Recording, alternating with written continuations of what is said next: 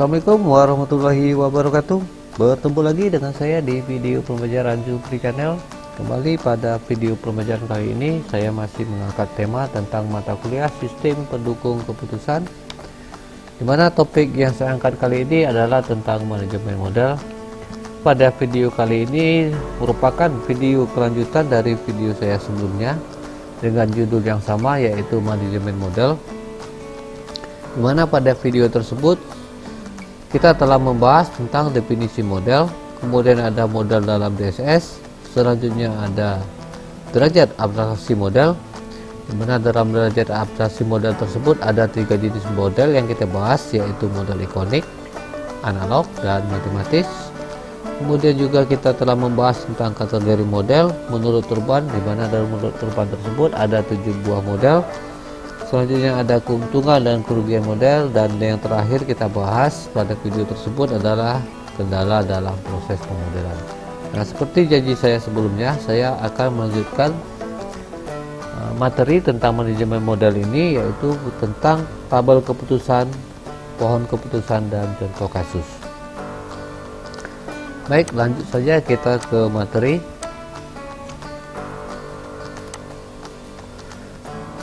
Tabel keputusan merupakan metode pengambilan keputusan yang cukup sederhana, di mana metode ini menggunakan bantuan tabel yang berisi hubungan antara beberapa atribut yang mempengaruhi atribut tertentu. Jadi umumnya tabel keputusan ini digunakan untuk penyelesaian masalah yang tidak melibatkan banyak alternatif. Jadi maksudnya di sini alternatif yang digunakan adalah relatif sedikit. Jadi biasanya itu paling banyak digunakan 4 atau 5 buah ya. Pada tabel keputusan, nilai kebenaran suatu kondisi diberikan berdasarkan nilai logika dari setiap atribut yang disimbolkan dengan EK. Jadi nantinya akan ada 2 nilai kebenaran, yaitu EK sama dengan benar atau EK sama dengan salah. Jadi sama dengan operasi boolean, yaitu biasanya kita menggunakan benar atau salah. Nah, jika mengandung elemen tersebut maka bernilai 1, dan jika tidak maka bernilai 0 ya. Nanti kita akan coba selesaikan dalam bentuk contoh kasus. Jadi secara umum tabel keputusan berbentuk D, di sini adalah decision ya, sama dengan E, di mana E ini adalah elemen yang berisi EI adalah nilai kebenaran atribut KI, di mana I sama dengan 1, 2 hingga K ya. Sekarang kita masuk ke contoh yang pertama. Jurusan Teknik Informatika akan melakukan rekrutmen asisten pada laboratorium pemrograman dan informatika teori di lingkungannya. Adapun persyaratan untuk menjadi asisten di suatu laboratorium ditentukan oleh nilai beberapa mata kuliah. Kemudian setiap laboratorium dimungkinkan memiliki syarat nilai yang berbeda. Nah, ini adalah salah satu contoh bentuk tabel keputusan. Pada soal kasus tadi, langkah penyelesaiannya pada tabel pertama kita bentuk terlebih dahulu logika, variabel, dan ekspresinya ya. Dalam tabelnya kita buat dulu logika, variabel, berikut ekspresi logikanya. Dimana untuk E1 di sini, E maksudnya adalah elemen ya. Elemen pertama itu syaratnya adalah memiliki IPK lebih dari 3. Kemudian untuk elemen kedua adalah minimal duduk di semester 3. Elemen ketiga adalah nilai mata kuliah algoritma pemrogramannya A. Elemen keempat nilai mata kuliah kecerdasan buatannya A. Elemen kelima nilai mata kuliah basis datanya A. E6 nilai mata kuliah grafika komputernya A. Kemudian elemen yang ketujuh nilai mata kuliah jaringan komputernya A, dan elemen yang ke-8 nilai mata kuliah informatika kedokteran minimal B. Nah, ini adalah salah satu syarat untuk menjadi asisten laboratorium tersebut. Nah, kemudian pada tabel kedua kita akan membentuk atribut keterangannya. Nah, ini adalah salah satu bentuk atribut dan keterangan yang ada di tabel 2. Di sini dapat digambarkan pada aturan 1 ya. Ini aturan pertama, kedua, ketiga, keempat, kelima hingga ke-9 ya. Nah, pada aturan pertama untuk laboratorium pemrograman dan informatika teori itu syaratnya harus memenuhi elemen pertama, kedua, dan ketiga. Untuk laboratorium komputasi dan sistem cerdas, syarat utamanya harus memenuhi elemen yang pertama dan keempat. Begitu seterusnya hingga informatika kedokteran harus memenuhi syarat yaitu elemen pertama, ke-6 dan ke-8. Nah, ini akan kita coba bahas penyelesaiannya di slide berikutnya. Nah, kombinasi untuk semua EI atau elemen I, mana I1, 2 hingga 8 ya. I itu yang di sini ya, maksudnya elemen 1, 2, 3 hingga 8 ya. Pada aturan tersebut merupakan pengetahuan untuk menentukan pemilihan asisten laboratorium. Sebagai contoh, untuk laboratorium pemrograman dan informatika, teori yang dapat digunakan adalah aturan pertama, yaitu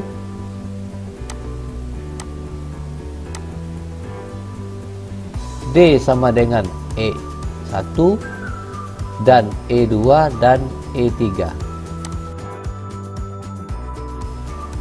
Simbol titik di sini adalah operasi N ya, atau dan simbol plus di sini adalah operator OR ya. Jadi untuk laboratorium informatika tadi yang memenuhi adalah elemen 1, elemen 2 dan elemen 3. Nah, bagaimana untuk laboratorium informatika kedokteran? Aturan di sini bisa kita gunakan pada aturan ke-6, 7, 8 dan ke-9 ya. Di sini dapat kita lihat di mana D sama dengan E1 dan E3 dan E8. E1 di sini dapat kita lihat ya, ini E1, E3 dan E8 ada di aturan ke-6. Kemudian untuk aturan ke-7 ya, aturan ke-7 juga memenuhi syarat untuk informatika kedokteran, yaitu di E1, E4 dan E8. Selanjutnya ya, atau ya di sini atau E1 dan E5 dan E8 ada di aturan ke-8 ya. E1, E5 dan E8. Atau di aturan ke-9 yaitu E1, E6 dan E8. Nah, kita akan coba bahas contoh 1 tadi ya. Misalnya ada 4 orang yang mendaftar menjadi asisten laboratorium pemrograman dan informatika teori. Yang pertama, Roni memiliki IPK 2,98, kemudian duduk di semester 5, kemudian memiliki nilai algoritma A. Kemudian Rini yang memiliki IPK 3,76, duduk di semester 1, kemudian nilai algoritmanya A. Kemudian yang ketiga ada Ranti, IPK-nya ke 3,33, duduk di semester 3 dan nilai algoritmanya B. Dan terakhir ada Robert yang memiliki IPK ke 3,55, duduk di semester 3 dan nilai algoritmanya A. Oke, kita akan coba selesaikan kasus ini, dimana kita tadi menggunakan rumus decision sama dengan elemen, mana elemen 1, elemen 2 hingga elemen K. Nah, karena kita akan mencari asisten laboratorium pemrograman dan informatika teori, maka rumus yang kita gunakan adalah D sama dengan E1 kali E2 kali E3, di mana E1 di sini adalah memiliki IPK lebih dari 3, sedangkan E2 minimal tengah duduk di semester 3, dan E3 nilai mata kuliah algoritma pemrogramannya adalah A. Nah, dari mana datang E1, E2 dan E3 di sini? Nah, datang E1, 2 dan 3 adalah pada aturan pertama yang ada pada tabel 2. Mana aturan tersebut berbunyi ya, untuk laboratorium pemrograman dan informatika teori. Nah, seperti yang kita bahas sebelumnya, bahwa kita di sini menggunakan rumus EK sama dengan benar atau EK sama dengan salah. Dimana jika dia benar maka bernilai 1, dan jika salah dia akan bernilai 0. Sekarang kita coba bahas untuk Roni ya. Dimana Roni memiliki IPK 2,98. Nah, IPK 2,98 adalah elemen yang pertama atau E1. Ternyata syarat untuk E1 nya adalah memiliki IPK 3,0. Berarti untuk elemen pertama tidak memenuhi ya, berarti nilainya 0 ya. Kemudian elemen kedua duduk di semester 5 ya. Ternyata syaratnya adalah minimal duduk di semester 3. Nah, berarti Roni memenuhi, berarti mendapat nilai 1 ya. Untuk elemen ketiga, nilai mata algoritma pemrogramannya A. Ternyata nilai algoritma Roni juga A, berarti memenuhi ya. Oke, sekarang kita coba ke Rini ya. Rini untuk elemen pertamanya 3,76. Ternyata di sini memenuhi ya. Berarti Rini mendapat nilai 1. Kemudian untuk elemen kedua semester 1, ternyata di sini elemen 2 minimal harus duduk di semester 3. Berarti Rini tidak memenuhi unsur yang kedua. Selanjutnya untuk yang elemen ketiga, yaitu nilai algoritma pemrogramannya A. Ternyata Rini mendapat nilai algoritma bernilai A, dan otomatis mendapat nilai 1. Sekarang kita bahas Ranti. Ranti memiliki IPK 3,33. Berarti untuk elemen pertama Ranti memenuhi hingga mendapat nilai 1. Kemudian untuk elemen kedua duduk di semester 3, ternyata elemen 2 memenuhi. Elemen ketiga nilai algoritma pemrogramannya harus A. Ternyata Ranti nilai algoritmanya B, berarti tidak memenuhi ya, berarti mendapat nilai 0. Kemudian Robert untuk elemen pertama adalah memiliki IPK 3,55. Ternyata memenuhi untuk elemen yang pertama sehingga mendapat nilai 1. Kemudian untuk elemen kedua adalah semester 3, ternyata memenuhi juga ya untuk yang elemen kedua sehingga mendapat nilai 1. Dan yang terakhir, nilai algoritma Robert mendapat nilai A sehingga memenuhi yang di elemen ketiga sehingga nilainya 1. Nah, dari keempat calon asisten labor pemrograman dan informatika teori ini, untuk Roni ternyata mendapat nilai 0 ya. Setelah kita kalikan 0 kali 1 kali 1 sama dengan 0. Sementara Rini nilainya adalah 1 dikali 0 sama dengan 0, 0 dikali 1 sama dengan 0, hingga hasilnya 0. Untuk Ranti 1 kali 1 adalah 1, 1 kali 0 adalah 0, hingga hasilnya 0 ya. Kemudian untuk Robert 1 kali 1, 1, 1 kali 1, 1 sama dengan 1. Nah, di antara yang keempat ini ya, yang mendapat nilai 1 adalah Robert ya. Nah, sesuai aturan tadi, EK sama dengan benar atau EK sama dengan salah, di mana jika benar bernilai 1, jika salah bernilai 0. Berarti di sini mendapat nilai benar adalah Robert. Maka Robert terpilih menjadi asisten laboratorium pemrograman dan informatika teori karena elemen-elemennya atau syarat-syaratnya terpenuhi. Kemudian kita masuk ke contoh kedua. Suatu institusi perguruan tinggi akan memberikan penilaian terhadap produktivitas staf pengajarnya dalam waktu 1 tahun.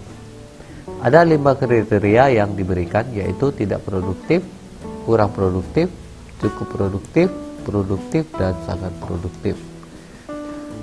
Atribut yang digunakan untuk memberikan penilaian adalah sebagai berikut. C1 untuk jumlah karya ilmiah yang dihasilkan, kemudian C2 jumlah diktat atau bahan ajar yang dihasilkan, C3 jumlah buku referensi yang dihasilkan. Untuk nilai tidak dipertimbangkan berarti berapapun nilainya diperbolehkan ya.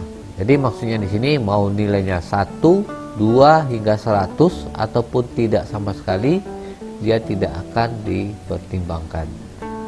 Sedangkan nilai 0 berarti tidak menghasilkan. Oke. Sekarang kita coba ambil contoh. Misalkan seorang dosen bernama Badu telah menghasilkan karya ilmiah sebanyak 3 karya, diktat sebanyak 2 karya, dan tidak menghasilkan buku referensi, maka Badu termasuk dalam kategori cukup produktif. Jika kita lihat tabel yang ada di slide di sini, dapat kita lihat bahwa Badu memiliki 3 karya ilmiah. Berarti untuk sangat produktif di sini sudah tidak memenuhi unsur yang kriteria pertama. Berarti otomatis Badu tidak masuk kategori sangat produktif. Sekarang kita lihat untuk kategori produktif, di mana untuk kriteria pertama yaitu jumlah karya yang dihasilkan itu harus bernilai 5 atau 6, sementara Badu hanya 3. Berarti untuk kriteria pertama si Badu tidak memenuhi syarat. Kemudian untuk kriteria yang kedua yaitu jumlah diktat atau bahan ajar yang dihasilkan itu minimal lebih besar atau sama dengan 2. Ternyata Badu menghasilkan karya sebanyak 2 buah. Nah, di sini Badu memenuhi unsur. Kemudian yang ketiga tidak dipertimbangkan. Jadi berapapun nanti buku referensi yang dihasilkan Badu, untuk kategori produktif tidak akan dipertimbangkan ya. Jadi untuk unsur yang C2 dan ketiga Badu memenuhi, namun yang di kriteria pertama atau unsur pertama Badu tidak memenuhi syarat ya. Jadi untuk kategori produktif Badu tidak masuk dalam kategori tersebut. Selanjutnya untuk kategori cukup produktif ya, dimana untuk kriteria yang pertama jumlah karya yang dihasilkan minimal 3 atau 4, sementara Badu telah menghasilkan 3 karya, berarti memenuhi syarat ya untuk cukup produktif pada kriteria pertama. Untuk kriteria kedua, dimana diktat atau buku bahan ajar yang dihasilkan lebih dari 1, sementara Badu menghasilkan 2 karya, berarti memenuhi syarat untuk kriteria kedua. Dan kriteria ketiga tidak dipertimbangkan.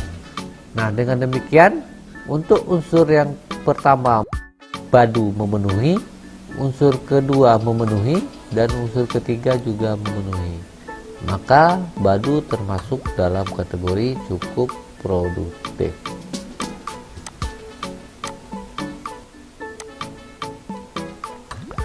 Sekarang kita masuk ke pembahasan contoh kedua. Misalkan ada 2 orang dosen yang akan dinilai, yaitu Badu untuk C1 nya sama dengan 4, C2 sama dengan 3, C3 sama dengan 1. Sementara Bala C1 nya sama dengan 2, C2 nya sama dengan 1, dan C3 nya sama dengan 0. Nah, untuk penyelesaian kasus ini kita buat dulu rumusnya. Dimana untuk rumus sangat produktif di sini adalah C1 lebih besar dari 6 ya. Ini 6 dikali C2 lebih besar dari 2 dikali C3 lebih besar atau sama dengan 1. Kemudian untuk rumus produktif di sini C1 sama dengan 5 or C1 sama dengan 6 ya.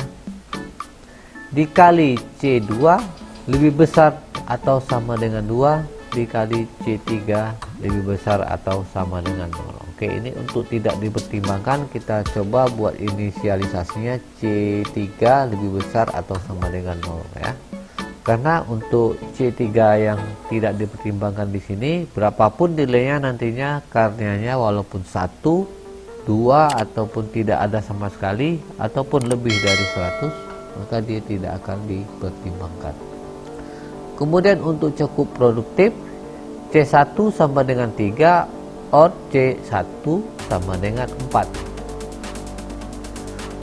dikali C2 lebih besar atau sama dengan 1 dikali C3. Kemudian untuk kurang produktif, C1 sama dengan 1 or C1 sama dengan 2. Kemudian C2 lebih besar atau sama dengan 0 karena dia tidak dipertimbangkan. Begitu juga dengan C3-nya. C3 lebih besar atau sama dengan 0. Sementara untuk tidak produktif, untuk C1 sama dengan 0 dikali C2 sama dengan 0 dan dikali C3 sama dengan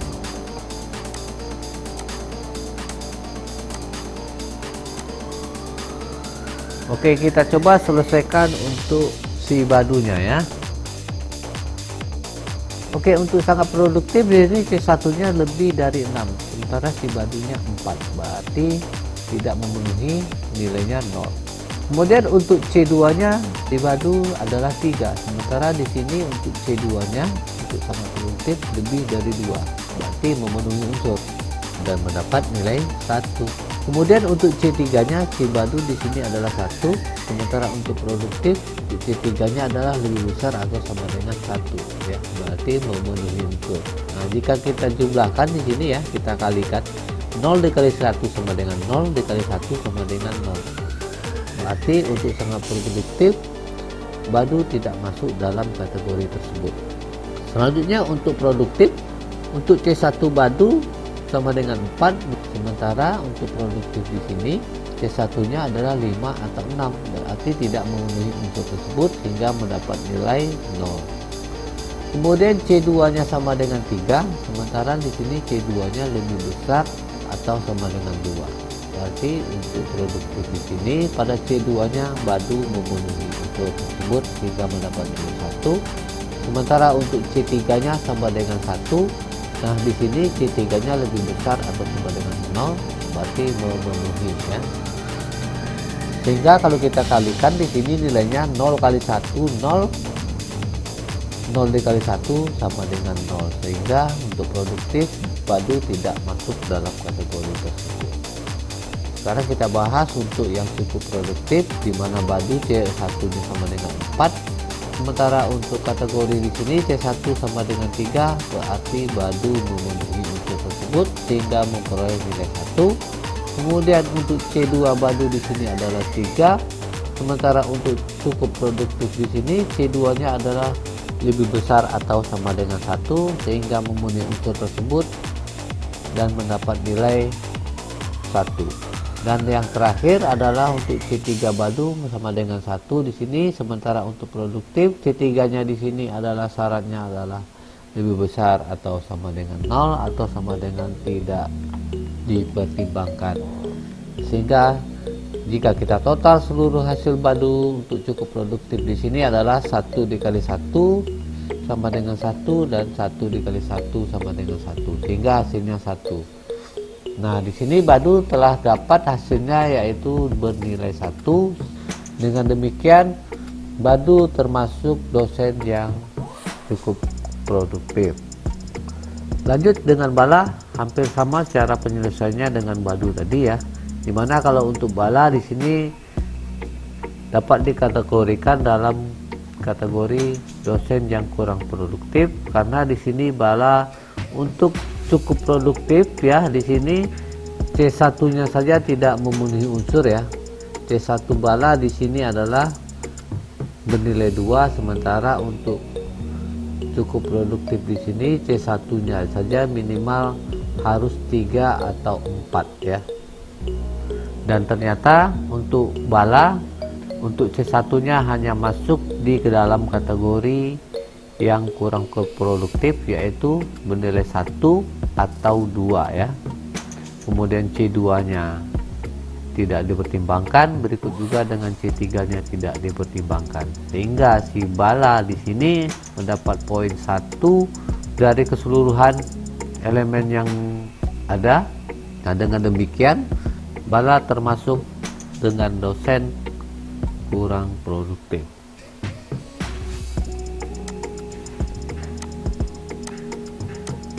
Sekarang kita masuk pembahasan tentang pohon keputusan.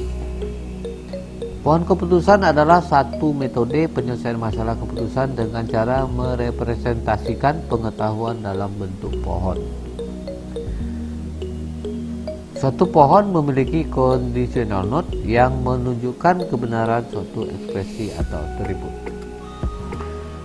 Conditional note tersebut memberikan beberapa kemungkinan nilai, dapat berupa nilai boolean, benar atau salah, atau beberapa alternatif nilai yang mungkin dimiliki oleh suatu atribut, misal atribut tekanan darah, bisa itu darah rendah, normal, dan tinggi. Keputusan merupakan tindakan pemilihan alternatif, sehingga mengambil keputusan adalah melakukan tindakan di mana harus memilih alternatif yang ada. Jadi maksudnya di sini adalah keputusan yang diperoleh dari pemilihan berbagai alternatif, di mana nanti keputusan tersebut akan mendapatkan solusi dari beberapa alternatif yang ada. Pemilihan alternatif yang dilakukan pada tahap pertama disebut alternatif tindakan pertama. Setiap tindakan atas keputusan yang diambil akan mengakibatkan kejadian yang tidak pasti atau uncertainty event. Dari kejadian yang tidak pasti bisa diambil tindakan atas keputusan ke tahap kedua yang disebut dengan alternatif kedua.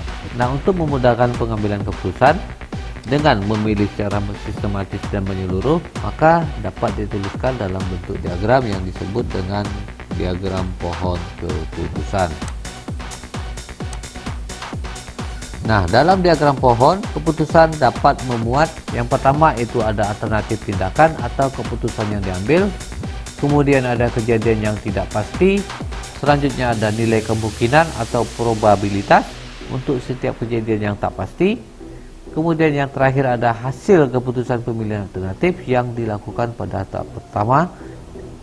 Nah, hasil keputusan dapat dinyatakan dengan angka secara kuantitatif, yaitu dapat berupa penerimaan atau laba, penjualan dan sebagainya, maupun pengeluaran atau kerugian, biaya dan sebagainya. Selain itu, hasil keputusan dapat dinyatakan dengan kualitatif seperti sedih, kecewa, puas, dan lain-lain. Tahapan dalam pohon keputusan. Yang pertama, tentukan terlebih dahulu kumpulan alternatif awal. Jadi untuk membuat pohon keputusan itu kita harus menyertakan beberapa alternatif, di mana nanti kita dapat menentukan kejadian yang tak pasti yang melingkupi alternatif awal tersebut. Kemudian kita akan menentukan adanya alternatif tindakan lanjutan. Dan yang terakhir adalah tentukan kejadian tak pasti yang melingkupi tindakan lanjutan. Yang berikut adalah bentuk simbol dari pohon keputusan. Mana untuk bentuk lingkaran merupakan simbol keputusan atau conditional note, biasanya berupa nilai kriteria ataupun atribut. Dan yang persegi merupakan simbol kejadian yang tak pasti, biasanya digunakan untuk kategori. Contoh, untuk kasus pemilihan dosen produktif akan dibuat pohon keputusannya.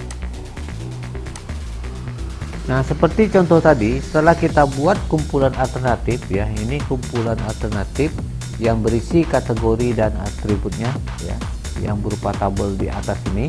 Setelah kita buat tabel yang ini, tahap kedua kita akan buat pohon keputusannya. Kita menentukan kejadian yang melingkupi alternatif awal tadi. Kemudian alternatif tindakan berupa simbol keputusan ya. Simbol keputusan itu seperti gambar lingkaran C1, C2 dan C3 ini ya. C1, C2, C3 ini adalah merupakan conditional note. Dan simbol persegi yang merupakan kejadian yang tidak pasti, yang biasanya berisi kategori ya. Dapat kita lihat di sini ada sangat produktif, produktif, cukup produktif, kurang produktif, dan tidak produktif. Nah, dalam penyelesaiannya kita buat dahulu untuk kategori sangat produktif, yaitu untuk C1 ya. Ini untuk C1 yang untuk sangat produktif kita buat terlebih dahulu. Dimana dari C1-nya, dari C1-nya yaitu lebih besar dari 6 ya. Ini lebih besar dari 6. Kemudian kita buat alurnya untuk yang C2 ya. Kita buat alurnya dari C1 tadi ini, kita buat alurnya untuk C2. Berapa nilai C2? Yaitu lebih besar dari 2. Setelah itu lanjut ke conditional note yang ketiga, yaitu untuk C3, dimana nilainya lebih besar atau sama dengan 1 ya. Ini lebih besar atau sama dengan 1, dan jika sudah terpenuhi maka hasilnya nanti akan sangat produktif. Oke, selesai untuk yang sangat produktif. Selanjutnya kita akan lanjutkan yang kategori produktif. Dari C1 ya, kita buat alur ke C2, di mana nilai C1-nya di sini adalah 5 atau 6 ya. 5 atau 6 kita buat alurnya ke C2. Di mana C2-nya di sini bernilai lebih besar atau sama dengan 2. Dan C3 tidak kita buat conditional note-nya di sini karena C3-nya di sini tidak dipertimbangkan. Jadi tidak perlu dibuatkan lagi conditional note-nya karena nilainya tidak dipertimbangkan. Nah, berarti langsung kita buat simbol kejadian tak pastinya, yaitu kategori produktif. Kemudian kita buat lagi alur dari C1 yang bernilai 3 atau 4 ke C2 yang bernilai lebih besar atau sama dengan 1, dimana nanti akan menghasilkan kejadian yang tak pasti, yaitu cukup produktif. Nah, sekarang kita lanjut untuk yang kurang produktif ya. Jadi dari C1 kita langsung saja ke kurang produktif. Kenapa demikian? Karena untuk conditional note yang ke C2 dan C3 di sini tidak dipertimbangkan. Berarti kita langsung dari alur C1 di sini kita buat nilainya 1 atau 2 langsung ke kejadian yang tak pasti, yaitu kategori kurang produktif. Nah, untuk tidak produktif dari conditional note C1 kita langsung ke C2, dan C2 kita langsung ke C3 dan langsung ke kejadian tak pastinya, yaitu tidak produktif, dimana masing-masing alurnya kita beri nilai 0. Nah, demikian kira-kira bentuk pohon keputusan sesuai dengan contoh kasus kita tadi, yaitu contoh pohon keputusan pemilihan dosen.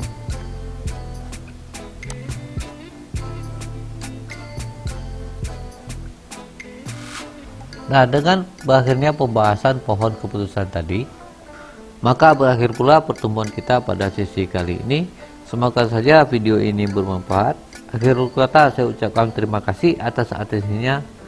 Assalamualaikum warahmatullahi wabarakatuh.